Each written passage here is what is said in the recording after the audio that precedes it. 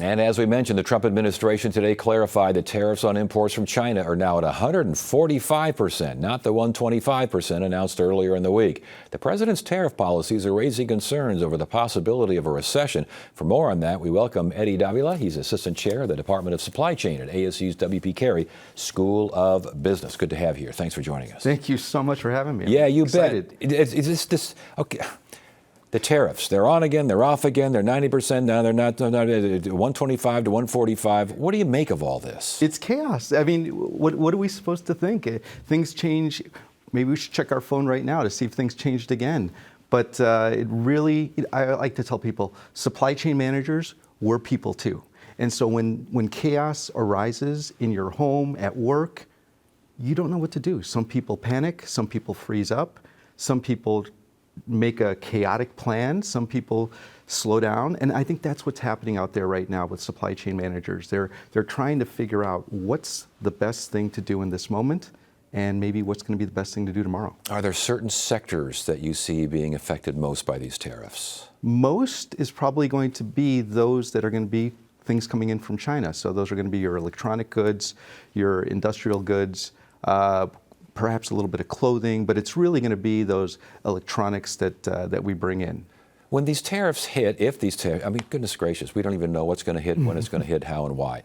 But if they hit, as the Trump administration seems to want, and as seems to have designed, different aspects of supply chain, whether it's transportation, whether it's storage, these sorts of things, what happens there? So I think the first thing, that's a great question, because the first thing we have to understand is that ultimately, this first phase, the tariff, is going to impact the price of bringing it into the country alone. A lot of the architecture of your supply chain isn't going to be, it's not going to be disrupted right away. But down the line, as the price of all of your ingredients change, as the price of labor changes, as the price of fuel changes, that's when we're going to see a lot of those changes. But for right now, I think in the next 2 or 3 months, depending on the industry that you're in, we're going to see changes happening mostly just to that price. But wait and see for what happens next. So if you work at a port, if you are a truck driver, these sorts of things, what are you expecting?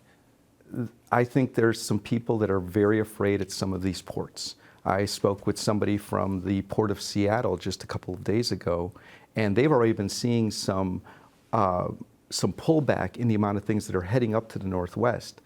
The things that they're trying to export out of there and the things that they bring in through that port, there's going to be some radical changes in that area, and I think there's a lot of fear at some of these ports that they're going to see the number of calls that come in drop significantly and really impact not just the goods that are going in and out, but also, as you said, the trucking community, the rail community, the warehousing community. And that's why I was saying, we don't know what's going to happen with that. That's going to roll out over the next few months. Are you worried or concerned or at all? I mean, Arizona's close to California. We're close to these ports, especially. There are rail lines through Arizona.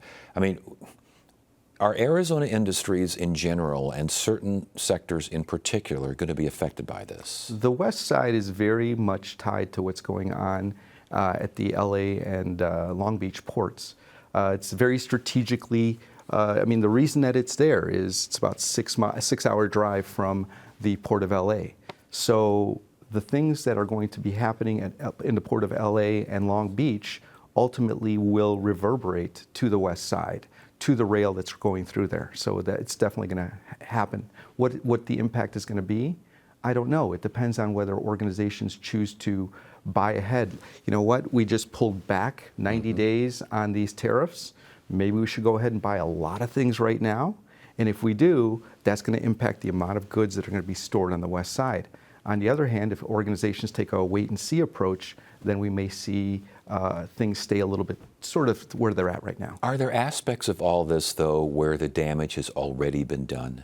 Oh, for sure. As I said, people are out there trying to make decisions about suppliers. If I'm a manufacturer in the United States and I'm using a supplier that's in China, and that supplier and I have been working together for 10 years, 20 years, we have a really close relationship.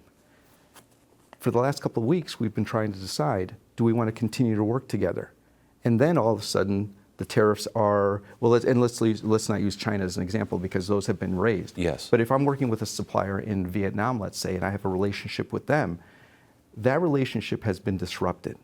I don't know if I can use you anymore. Oh, wait, I can use you.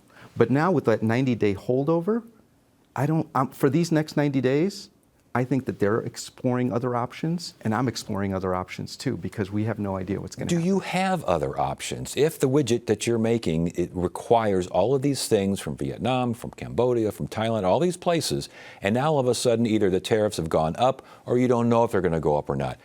Where do you turn? There may not be an option in the short run, but you start to explore options of things that you can do in the long run, or you start to look for substitutes, or perhaps you start to figure out how you can offset some of the costs that you're going to have to incur if you continue to use that supplier. Does that prove the Trump administration's point, though, that America is too dependent on some of these offshore areas, that things that are made in Vietnam and Cambodia and Thailand should be made in America? It's possible, but at the same time, you're also looking at it from the perspective of, are we too dependent on that? If we want a world where we make everything ourselves, then that's possible. But if on the other hand, we're looking at raising the amount of disposable income that we have, buying the electronics that we've been able to for the last few decades, getting cars and having all the choice, well, then we're going to lose some of that along the way. And that's kind of the trade-off that we're making. Do we want something that's more self-sufficient, or would we rather have more choice? So this basically is a fundamental shift in trade and in power flows. I mean, that's what's happening right now, isn't it? That is what is attempting to happen, but again, with the back and forth of let's have tariffs, let's not have tariffs, let's increase them, let's not have them be as high, it really creates tension inside the supply chain for your business leaders to know what signals are you sending to me? What exactly do you want me to do? And last question here, and thank you for coming in. Very interesting conversation. At what point does the on again, off again, yes, no, here it is, there it is, now it's gone again. At what point does business, or can business, just supersede this and say, we're going to do what we're going to do because they can't make up their minds? I think we're seeing a little bit of that already. I think some organizations are trying to make these short-term decisions of let's buy a lot of inventory, let's start moving our suppliers. And there's a lot of organizations that are saying, you know what, let's just keep business going in this direction. Maybe we're planning in the back room for alternatives, but why shake up the supply chain at this point in time when we don't exactly know what might happen 3 months, 6 months, or a year from now? Eddie Davila, ASU, W.P. Carey School of Business. Good information. Good to have you here. Thank you so much for having me. You bet.